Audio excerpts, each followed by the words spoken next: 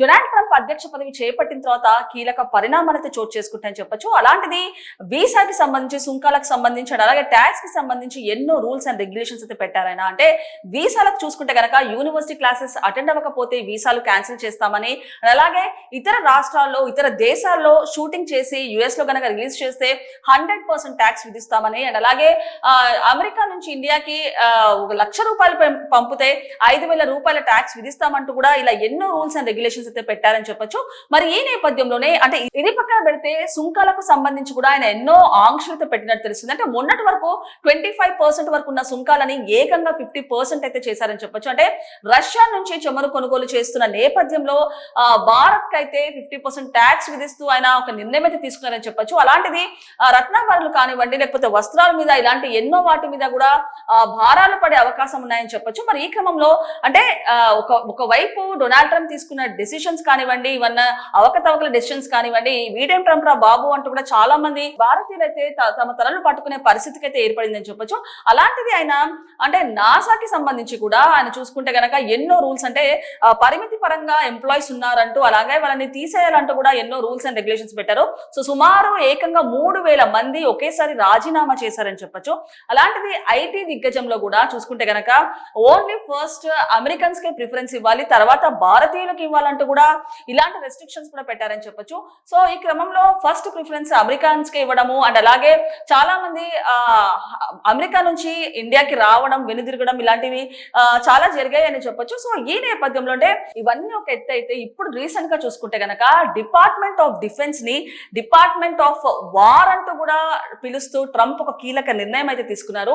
అంటే పీటర్ హెగ్సే అనే ఒక వ్యక్తి చూసుకుంటే గనక రక్షణ శాఖ అంటూ పిలుస్తున్నారు. రక్షణ అని ఎందుకు పిలుస్తున్నారు, అది నాకు నచ్చట్లేదు, డిపార్ట్మెంట్ ఆఫ్ వార్ అంటూ పిలవడమే బాగుంటుంది. అండ్ అలాగే అంతకుముందు ప్రపంచ యుద్ధంలో కూడా ఆ డిపార్ట్మెంట్ ఆఫ్ వార్ పెట్టినందుకే మనం గెలిచాము, అదెంతో శక్తివంతమైన పదం అంటూ కూడా డొనాల్డ్ ట్రంప్ అయితే కొన్ని కీలక వ్యాఖ్యలు అయితే చేశారు. అసలు డిపార్ట్మెంట్ ఆఫ్ డిఫెన్స్ ని డిపార్ట్మెంట్ ఆఫ్ వార్ గా పిలవడానికి ఆ రీజన్స్ ఏంటో, అసలు డీటెయిల్స్ ఏంటో ఒకసారి పూర్తి స్థాయిలో విశ్లేషించుకుందాం. సో మరి చూడొచ్చు, అమెరికా యొక్క యుద్ధ మంత్రిత్వ శాఖ ట్రంప్ కీలక నిర్ణయం.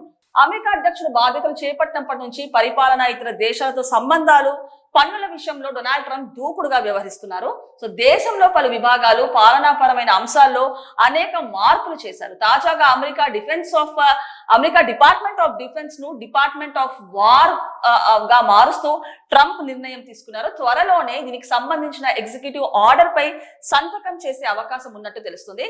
సో గతంలోనే ఈ పేరుతో మంత్రిత్వ శాఖ ఉండగా 1947 క్యాబినెట్ పునర్వ్యవస్థీకరణలో భాగంగా డిపార్ట్మెంట్ ఆఫ్ వార్ పేరును అగ్రరాజ్యంగా తొలగించింది. సో మళ్ళీ దానిని పునరుద్ధరిస్తూ పెంటగన్ పేరు మార్చేందుకు అమెరికా అధ్యక్షుడు సిద్ధమయ్యారు. సో మరి పీటర్ హెగ్సే తరచూ అమెరికా రక్షణ శాఖ అంటూ సంబోధిస్తుంటారు, అది నాకు ఏ మాత్రం నచ్చలేదు. రక్షణ అనే పదం ఎందుకు, గతంలో పిలిచినట్టుగానే ఇకపై డిపార్ట్మెంట్ ఆఫ్ వార్ అనే పిలుద్దాం, అది ఎంతో శక్తివంతమైన పదం. అదే శక్తితో గతంలో అమెరికా మొదటి, రెండో ప్రపంచ యుద్ధంలో విజయం సాధించింది, ప్రతి విషయంలోనూ ముందంజలో నిలిచింది. సో ఇప్పుడు కూడా అదే పేరుతో మరింత ముందుకు వెళ్దాం అని ట్రంప్ అధ్యక్ష కార్యాలయంలో మాట్లాడారు. దీనికి ట్రంప్ పాలకవర్గ సభ్యులు కూడా మద్దతునిచ్చారు. సో దీంతో ఈ పేరు మార్పుపై త్వరలోనే ప్రకటన వెలువడనుంది. సో 1789లో అమెరికా యుద్ధ విభాగాన్ని ఏర్పాటు చేశారు.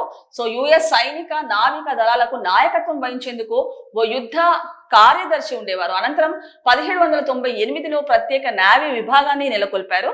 సో రెండో ప్రపంచ యుద్ధం తర్వాత 1947 జాతీయ భద్రతా చట్ట ప్రకారం క్యాబినెట్ పునర్వ్యవస్థీకరణలో భాగంగా అప్పటి అమెరికా అధ్యక్షుడు హ్యారీ ట్రూమన్ జాతీయ సైనిక సంస్థ ఏర్పాటు చేయడానికి ప్రత్యేక సైన్యం వైమానిక దళ విభాగాలను రూపొందించారు. 1949లో సైన్యంలో త్రివిధ దళాలను ఒకే గొడుగు కిందకు తీసుకొస్తూ జాతీయ సైనిక సంస్థ పేరును రక్షణ శాఖగా మార్చారు.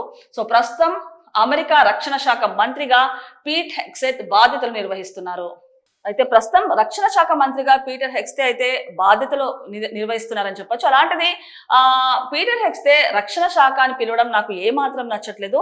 డిపార్ట్మెంట్ ఆఫ్ డిఫెన్స్ ని డిపార్ట్మెంట్ ఆఫ్ వార్ గా మార్చాలంటూ కూడా ట్రంప్ నిర్ణయం తీసుకున్నారు. అండ్ అలాగే ఏదైతే డిపార్ట్మెంట్ ఆఫ్ వార్ అని ఉందో చాలా శక్తివంతమైన పదం అని, అండ్ 2 ప్రపంచ యుద్ధాలు కూడా ఆ పేరు పెట్టినప్పుడే తాము గెలిచాయని, అది ఉన్నప్పుడే, ఆ పేరున్నప్పుడే తాము ముందంజలో ఉన్నామంటూ కూడా చెప్పడం జరిగింది. సో ఈ నేపథ్యంలో ఫైనల్ గా ట్రంప్ ఎన్నో డెసిషన్స్ తీసుకుంటూ ఒక సంచలనం రేపాయని చెప్పొచ్చు. అలాంటిది ఇప్పుడు కూడా డిపార్ట్మెంట్ ఆఫ్ డిఫెన్స్ ని డిపార్ట్మెంట్ ఆఫ్ వార్ గా పిలుస్తూ మరొక సంచలనం క్రియేట్ చేశారని చెప్పొచ్చు.